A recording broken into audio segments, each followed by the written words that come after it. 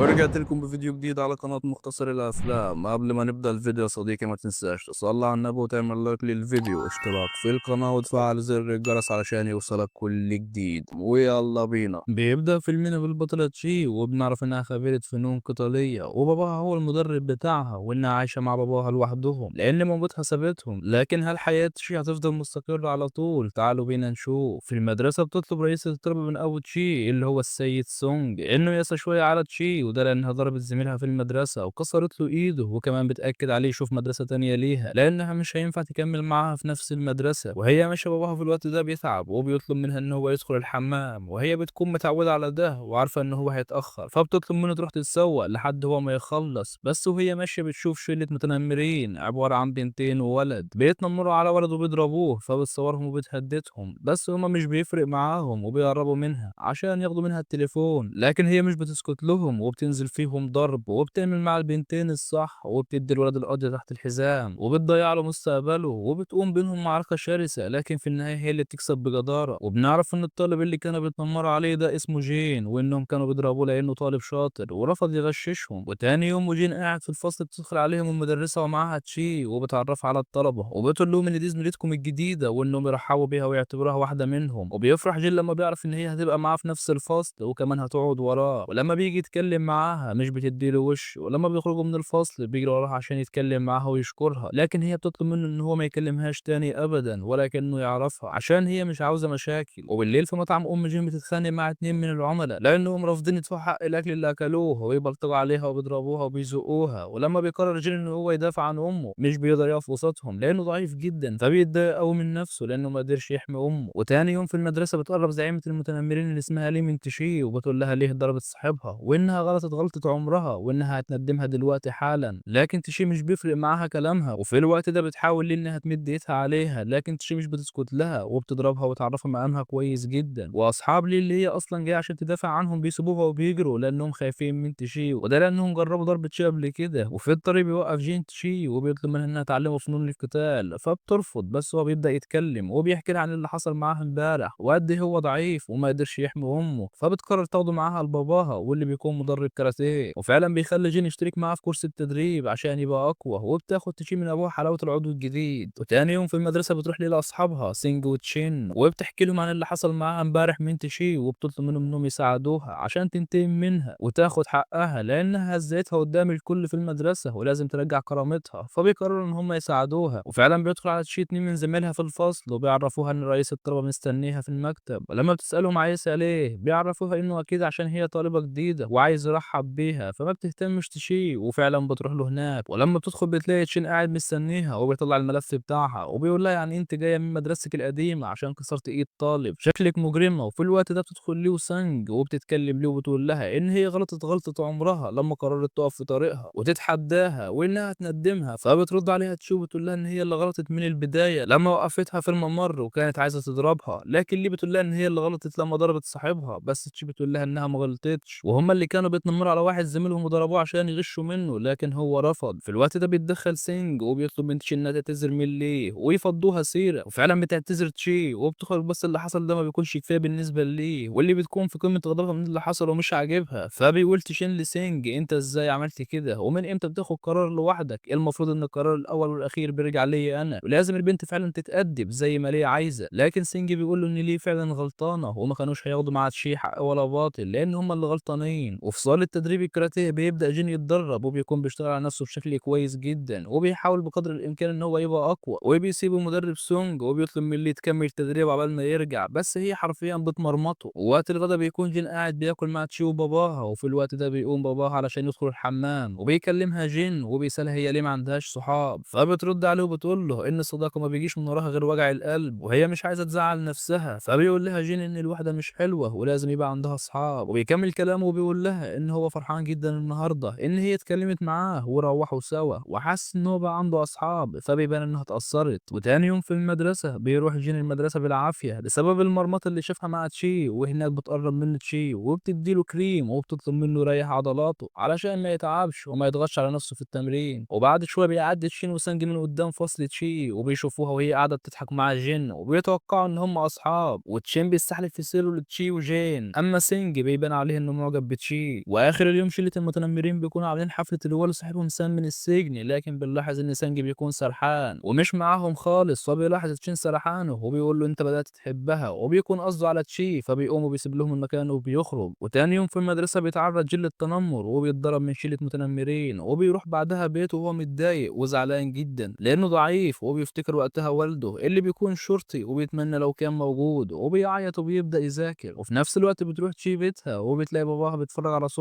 هو ومامتها، فبتقول له انساها بقى زي ما نسيتك، دي ما تستاهلش حبك. فبيقول لها ما تقوليش على مامتك كده، هو بيقول مامتك مش وحشه، فبتقول له لا وحشه عشان اتخلت عني وعنك عشان الفلوس واتجوزت راجل غني، وبتسيبه وبتدخل الاوضه. ووقتها بتفتكر مامتها لما سابتها وهي صغيره وطلبت منها تيجي معاها، لكن تشي بترفض عشان تفضل مع باباها، ومامتها بتسيبهم عشان تروح لجوزها الجديد الغني. في المدرسه بيدخل تشي مكتبه بيلاقي بارك قاعد على الكرسي بتاعه وبيكلمه بسخريه، وبيقول له انت دلوقتي بقيت رئيسي في المدرسه، عشنا وشفنا. وبعدها بيساله فين فلوس الانتساب، فبيكذب عليه جن وبيقول له موجوده، بس بارك كان عارف الحقيقه وساله فين هي، وبيهدده اذا ما رجعتش الفلوس في اقرب وقت. وقتها هو هيتصرف بطريقه مش هتعجبه، فبيتعصب سام من طريقته، بس تشين بيمنعه لانه مش قده، وهو بيمشي بارك ورجالته. وبعد ما بيخرجوا بيتعصب تشين على سام وبيضربه، وبيقول انا لسه مرجعك من السجن، عايز ترجع له تاني؟ بلاش نعمل عداوه مع حد، احنا مش قده، وفكر في اي خطوه قبل ما تاخدها، واللي انت عملته ده ما يتكررش تاني. وبعدها بيطلب منه يجمع له الفلوس باي طريقه، وبيوري له صوره جين وبيطلب منه يجيبه المكتب حالا. فبيخرج سان وهو متعصب، وبيبعت سان اتنين من شله المتنمرين علشان يجيبوا جين، ووقتها بيروحوا بيطلبوا منه ان هو يجي معاهم، بس هو بيرفض لانه عارف اللي فيها، وبيتخيل وقتها نفسه هو بيضربهم وعامل معاهم الصح وزياده، وقد ايه ان الكاراتيه والتدريبات اللي عملها جابت معاه نتيجه جباره. لكن في الوقت ده بيفوق من سرحان عليهم وهم بيزعقوا له وبيبداوا يتنمروا عليه وبيضربوه، وما بيكونش عارف ياخد معاهم حق ولا باطل ولا يدافع عن نفسه. وفي الوقت ده بيجي من بعيد سانج واللي بيقرب منهم وبيقول لهم يسيبوه لان هو عايزه، وهما بينفذوا امره لان هو مركزه اعلى منهم. لكن هو ماشي بيجي وقتها سان وبيحصل ما بينهم اشتباك، وبيقدر سان ان هو يضرب سانج وقع على الارض، وبيكون لسه هياخد جين ويمشي بيه، بس بتيجي في الوقت ده تشي وبتقول لجين احنا عندنا ميعاد تدريب دلوقتي مش هتيجي. طبعا بيبص لها وبيقول لها مش هروح، فبيبص لها سان وبيقول لها انت مش شايفاه واقف معايا، ولا انت عشان حركتني الاكشن اللي عملتهم في المدرسه فاكره نفسك بروسلي؟ فبتقرب منه تشي وبتطلب منه يسيب جين، وبيحصل ما بينهم وما بينه اشتباك، وبتبقى معركه شرسه جدا، وبتقدر تكسبه تشي بكل جداره من غير حتى ما تفقدش خدش واحد. وبيكون جين ماشي عشان يروح معاها التدريب، بس بيوقفه سينج وبيسأله لو هو وتشي أصحاب، فبيعرفوا إن هم فعلا صحاب، ولأنه طبعا معجب بيها بيطلب منه يعرف مكان التدريب لأن هو كمان حابب يتدرب معاهم ويبقى أقوى. وفي صالة التدريبات بيوصل جين ومعاه سينج وبيفرح بيه جدا المعلم، وبيخليه يوقع على كورس الاشتراك، وبيدي جين عمولة عشان جاب له عميل جديد، وبيبدأوا هما الاتنين يتدربوا وبيكونوا واخدين الموضوع جد وحابين يبقوا أقوى. وبتيجي تشي في الوقت ده وبتستغرب من وجود سانج، وده لأنه من شلة المتنمرين، وبتسأله بيعمل إيه هنا وليه مش بيلعب ملاكمة، فبيقول لها إن جين هو اللي طلب منه ييجي عشان يبقى أقوى، بس ده طبعا كدب، هو هنا عشانها. فبتقول له هتسيب صحابك علشان الكاراتيه، فبيقول لها إن هو أصلا عايز يسيبهم من زمان ومش عاجبه تنمرهم على الناس، بس حكم القوي على الضعيف مش هيقدر يقف في وشهم وهو ضعيف كده. وتاني يوم في المدرسة بتكون لي نازلة على السلم، وفي نفس الوقت بتكون تشي طالعة، فبتوقفها ليه وبتقول لها إن هي المفروض تحترمها، فبتاخدها تشي على قد عقلها وبترمي عليها التحية وبتكون هتمشي، لكن بتوقفها ليه تاني وبتبدأ ترخم عليها وبتكون لسه هتتنمر عليها، بس بيجي سانج واللي بيطلب من تشي إنها تطلع، فوقتها بتاخده ليه وبتدخل بيه أوضة على جنب عشان تتكلم معاه، وبتسأله هو ليه اتغير معاها كده، فبيقول لها إن هو ما اتغيرش ولا حاجة، وإن هو مش بيحبها ولا عمره حبها، وبيعتبرها طول عمره زي أخته وصاحبته مش أكتر، وبلاش تخلي صداقتهم تنتهي بأفعالها دي، وبيسيبها وبيخرج. فبتتضايق ليه جدا من كلامه، وده لأنها بتحبه وبتقرر إنها تنتقم من تشي. وآخر اليوم في صالة التدريب بتسأل شي سانج هو اللي بيتدرب معاهم هنا، وأكيد مش غرضه الوحيد إن هو يبقى أقوى لأن عنده أصحابه اللي يقدروا يحموه، فبيرد عليها وبيقول لها إن هو هنا عشان يتعلم الكاراتيه مش أكتر، لكن شي ما بتكونش لسه واثقة فيه وبتطلب منه يلعبوا جولة سوا، فبيوافق، لكن باباها بيرفض لأنه عارف بنته قد إيه قوية، وإن الواد مش هياخد في إيدها غلوة وهتعمل معاه الصح بزيادة وهتكسر عظمه، لكن مش بيقدر يمنعهم. وفعلا بتبدأ ما بينهم الجولة، وبنلاحظ قد إيه تشي متمكنة من الكاراتيه وعلى الرغم من قوة سانج وإن هو بطل ملاكمة قديم، إلا إنه ما قدرش يقف وسطها وحرفيا سحلته ومسحت بكرامته بلاط الصالة زي ما كان باباه متوقع بالظبط. وتاني يوم في المدرسة بيرن بارك على تشين وبيسأله إذا كان جهز له فلوس الانتساب ولا لسه، فبيقول لتشين إن الفلوس هتكون عنده قريب جدا، وبيطلب من سان إن هو يتصرف الفلوس بأي طريقة. فبيروح سان وبيلم أصحابه المتنمرين وبيبدأوا يلموا أتاهم من زمايلهم علشان يجمعوا الفلوس، وفي نفس الوقت كان بيبيع حاجات ممنوعة في المدرسة زي السجاير وغيرها عشان يقدر يجمع الفلوس. وشلة المتنمرين بيروحوا لطالب منفصل جن وبياخدوه الحمام عشان ياخدوا منه فلوس الاتاوه لان هو اتاخر عليهم، لكن الولد بيقول لهم ان هو معهوش فلوس وبيحوش الفلوس عشان يجيب هديه لمامته، لكن ما بيكونش هاممهم وبيقولوا له يا الفلوس يا تتعود على اننا كل يوم هنعمل فيك كده. فبيدخل جين في الوقت ده وتحسه مبلبع حبتين شجاعه كده وبيقول لهم ابعدوا عنه، فبياخدوه هو كمان وبيضربوه مع صاحبه وما بيقدرش ان هو يدافع عن نفسه ولا عن صاحبه. وبيرجع جين صاله التدريب وهو حزين ومتضايق ان هو ضعيف ومش بيقدر يدافع عن نفسه ولا عن الناس اللي بيحبهم. وبيشوف المدرب وهو متضايق كده وبيقعد جنبه عشان يواسيه وبيقول له انه طبيعي ان الناس تطلب المساعده من بعضها وان القاتل اقوى منه وان هو مهما اتدرب مش هيبقى اقوى واحد. فبيقول له جين ان هو مش عايز يبقى اقوى واحد وهو عايز يقدر يدافع عن نفسه وعن الناس اللي بيحبهم. فبيقول للمعلم يبقى لازم يتدرب اكتر عشان يوصل للي هو عايزه، وبيقرر ان هو يعلمه حركه السيف عشان يستخدمها بعد كده عشان يدافع عن نفسه. فعلا بيبدا جين تدريب النار وبيكون واخد الموضوع على محمل الجد، وبنشوف جين وسانج وهما بيتدربوا وبيحاولوا انهم يبقوا افضل ومش بيكلوا ولا بيملوا من التدريب. وكذلك الامر تشي وبيكون المدرب بيدربهم ودايما واقف معاهم وجنبهم. وبيجي في يوم وبيكون هيسافر عشان عنده شغل بره وبيطلب من جين وسانج ان هم ياخدوا بالهم من تشي، وبعد ما بيمشوا بيتفقوا ان هم يجوا كل يوم ويتدربوا حتى في غياب المعلم. وتاني يوم بيروحوا صاله التدريب وبيبداوا ينظفوها وهم بينظفوها بيقول لهم سانج ان هو معاه 3 تذاكر لفيلم في السينما وايه رايهم لو يروحوا معاه بما ان عدد التذاكر على عددهم. فبيوافق جين لكن تشي بترفض وما بتكونش حابه تخرج معاهم، لكن هم بيحاولوا يقنعوها ولما بتلاقيهم مصرين قوي كده بتحس فعلا ان هم بيحبوها واصحاب حقيقيين وبتقرر ان هي تروح معاهم. وتاني يوم فعلا بيروحوا السينما وبيخرجوا هم فرحانين وبيبداوا يتكلموا عن اللي حصل في الفيلم وهم مبسوطين. وبعدين بيروحوا صاله العاب عشان يلعبوا، وهناك بنشوف تشي قد ايه فاشله في كره السله على عكس جين اللي على الرغم انه ما بيكونش لعبها قبل كده ولكنه متمكن منها بامتياز. لكن في الالعاب التانيه كسبتهم تشي بجداره وده لانها اقوى واحده فيهم. واخر اليوم بياخدهم جين يتعشوا في مطعم مامته وهناك بترحب مامته بيهم وبتكون فرحانه ان ابنها اخيرا بقى عنده اصحاب بيحبوه بجد وبتطلب منهم يخلوا بالهم منه. وبيقعدوا ياكلوا هما التلاته مع بعض وهما فرحانين ومستمتعين بالاكل وبيحسوا فعلا انهم بقوا اصحاب بجد وبيبداوا يتعلقوا ببعض اكتر. وبيقف سانج مع تشي يشربوا حاجه على جنب ووقتها بتتكلم وبتقول له هو ليه ساب شله المتنمرين. فبيحكي لها عن الولد اللي مات بسبب شله المتنمرين زمان وهو من وقتها كان عاوز يسيبهم لكن ما كانش عارف بسبب ان هم هيتكتروا عليه، لكن دلوقتي الموضوع اتغير وهو هيبقى اقوى وهيعرف يبعد عنهم ويدافع عن نفسه وكمان يدافع عن اي حد ضعيف ومظلوم. وبيكمل كلامه وبيقول لها ان هو فعلا بيحبها هي وجين وحاسس فعلا ان هم اصحابه الحقيقيين وهيعمل المستحيل عشان يفضل معاهم وجنبهم. فبتفرح تشي بكلامه وبتحس ان هو فعلا اتغير. والليل بعد ما كل واحد فيهم بيروح بيته بتبعت تشي رساله لجين وبتشكر على اليوم وعلى الاكل اللي مامته قدمته ليهم وبتطلب منه يخلي باله من مامته، وهو بيشكرها ان هي جت وان مامته كانت فرحانه جدا انها شافت عنده اصحاب. وتاني يوم في المدرسه بيروح سينجي يقابل تشين واللي بيعرفوا ان عصابتهم هتنتمي لعصابه بوك، والعصابه حابين ان هو يكون معاهم لانهم عارفين قد ايه هو قوي في الملاكمه. لكن سينجي بيرفض وبيكون هيمشي لان هو مش حابب ينضم ليهم، بس تشين بيستفزه بالكلام فبيتعصب عليه سينجي وبيقرب منه عشان يضربه وبيحصل ما بينهم اشتباك قوي جدا، اشتباك ملحمي كل واحد فيهم بيطلع الغل والحقد اللي جواه على التاني وكانهم ما كانوش صحاب قبل كده. والمعركه شغاله بيقول سانج ان العصابه دي لو دخلت المدرسه هتدمرها وهو مش هيقبل بكده وبيفضلوا يضربوا في بعض بكل غل لفتره طويله. وبيقول سانج لتشين انه عارف ان هو بيحب ليه وعشان كده بعد عنها ولسه الخناقه اللي ما بينهم شغاله. وبيقدر سانج في الاخر ان هو يحط على تشين وتشين بيهدده قبل ما يطلع انه لو ما انضمش ليهم تاني هيخلص على تشي، لكن سانج بيقول له لو عملت كده اعتبر ده اخر يوم في عمرك. وفي صاله الالعاب بتكون شي بتدرب جين وبيدخل عليهم سانج في الوقت ده، ولما تشي بتشوفه بتستغرب وتساله مين اللي عمل في وشه كده وايه خلاه يتخانق تاني، وبتروح علشان تعقم له الجرح لكن هو بيقول لها ان هي خناقه عاديه ومفيش حاجه مهمه. وبيكون فرحان ان هي مهتميه بيه وبيقول لها ده انا على كده بقى اتضرب كل يوم علشان تعالجيني. فبتبتسم تشي من كلامه وبتسيبه وبتمشي. في نفس الوقت ده كانت تشي عليه في مستودع المدرسه وبدأوا يتكلموا عن سانج وعن خيانته ليهم ويقرروا ينتقموا منه في تشي، وبيديها وقتها تشين حبوب وبيطلب منها يحطها لتشي باي طريقه علشان يقدروا يخطفوها، وهي ما بتكونش عندها مانع وبتساله ايه اللي في وشه فبيقول لها يعني مهتمه هو انت بيفرق معاك حد غير سانج، وبيبان عليه الغيره. وتاني يوم في المدرسه بتبعت لي رساله لتشي بتقول لها فيها انها حابه انهم يبداوا صفحه جديده سوا وبتعتذر منها على كل اللي حصل منها قبل كده وبتطلب منها يتقابلوا في المكتب عشان يتكلموا ويصفوا كل اللي ما بينهم. فبتروح تشي وبتقعد تتكلم معاها وبتعتذر منها ليه وبيقرروا يبداوا صفحه جديده سوا، وبتقول لها ليه وقتها انها اعترفت لسانج بحبها لكن هو رفضها. فبتتضايق تشي علشانها وبتقول لها ان هي حلوه واكيد هتلاقي الشخص اللي يحبها ويقدرها بجد، فبتفرح ليه بكلامها وبتحس بالذنب من اللي كانت ناويه تعمله فيها. وقبل ما تشي تشرب الشاي اللي هي حاطة فيه الحبوب بتوقعه ليه عليها، وفي الوقت ده بيدخل تشين وبيضرب ليه علشان بوظت خطته، وبيخلي سان يمسك تشي وبينزل ضرب فيها. وفي الوقت ده بيلاحظ جين اختفاء تشي وبيكون طالع من الفصل يدور عليها، بس بيسمع اتنين من المتنمرين وهما بيتكلموا وبيقول ان تشين خطف تشي وناوي يخلص عليها. فبيجري جين وقتها على سينج وبيحكي له اللي حصل، وبيطلب منه يتحركوا علشان يلحقوا تشي قبل ما تتأذي. فعلا بيتحركوا علشان يلحقوها وبياخدوها جري على مكان تشين. بيوصل سينج وجين المكان اللي المفروض تكون موجودة فيه تشي، ووقتها بيلاقوا سان في استقبالهم. فبيسألوا سانج على مكان تشي، فبيطلب منه سان يجي وراه، ولما بيدخل بيلاقي عامل له كمين وفي كمية كبيرة من الطلاب واقفين مستنيينه. فبيقفوا الاتنين في ظهر بعض وبيقولوا استعنا على الشقة بالله، وبيكونوا عاملين دويتو جبار، واللي بيقرب منهم مش بيرحموه وبينزلوا في الكل ضرب وتكسير. وبنلاحظ تطور مهاراتهم في الكاراتيه، بالاخص جين اللي بيقدر يستخدم حركة السيف، وكمان بيقدر ان هو يدافع عن نفسه ويدافع عن صاحبه، ودي اول مرة تحصل. وبيكون مبسوط جدا من نفسه. وبعد شوية وقت حلوين بيقدروا الاتنين يخلصوا على كل الموجودين في المكان، بما فيهم سان اللي كان بيحاول بكل قوته يخلص عليهم، لكن هما بيعلموه درس عمره ما هينساه. وبياخدوا بعضهم وبيجروا علشان يلحقوا تشي. واول ما بيدخلوا مكتب تشين بيلاقوا رابط تشي ومكتفها، وبيكسر ازاز على المكتب وبيقول لسانج لو مش عايزني اشوه وشها تعال اقف قدامي هنا واركع. فبينفذ سانج كلامه عشان خايف على تشي، وفعلا بيركع قدامه. فبينقض عليه تشان بالضرب بكل غل وكانه ما كانش صاحبه في يوم من الايام. وقتها بيفقد جين اعصابه وما بيكونش قادر يشوف صاحبه بيتضرب اكتر من كده، وبينقض هو كمان على تشين وبيمسكوا في بعض ومحدش فيهم بيكون راحم التاني. بس الموضوع بيكون صعب جدا على جين لان تشين بيكون اقوى منه بمراحل، وبينقض عليه وبيفضل يضرب فيه زي الوحش، وبيقول له انت فاكر نفسك مين عشان تضربني؟ فبيرد عليه جين وبيقول له ان انت اللي ولا حاجه وشخص مزيف وكلك على بعضك مالكش قيمه، وشويه الكلاب اللي حواليك هم اللي حاميينك. فبيتعصب عليه تشين اكتر وبيفضل يضرب فيه لحد ما بيفقد جين الوعي. وفي الوقت ده بتقدر تشين انها تفك نفسها وبتنزل على تشين ضرب بكل غل وقسوه، وكانها مستنيه اللحظه دي من زمان. ما بيكونش تشين عارف ياخد معاه حق ولا باطل لانها اقوى منه بكتير، وبتقدر في الاخر ان هي تخلص عليه. فبيقرب منها جين عشان يطمن عليها ويسندها، فبتقول له روح يا ابني اسند نفسك هي ناقصه هبل. فبيروح يسند سانج وكذلك الامر سانج بيسنده، وبيكون شكلهم يصعب على الكافر وبيخرجوا ورا تشي. في الاخر يا صديقي احب اقول لك ان العداله من غير القوه ضعف، والقوه من غير العداله تبقى عنف. وهنا بيخلص فيلمنا، نتمنى يعجبكم.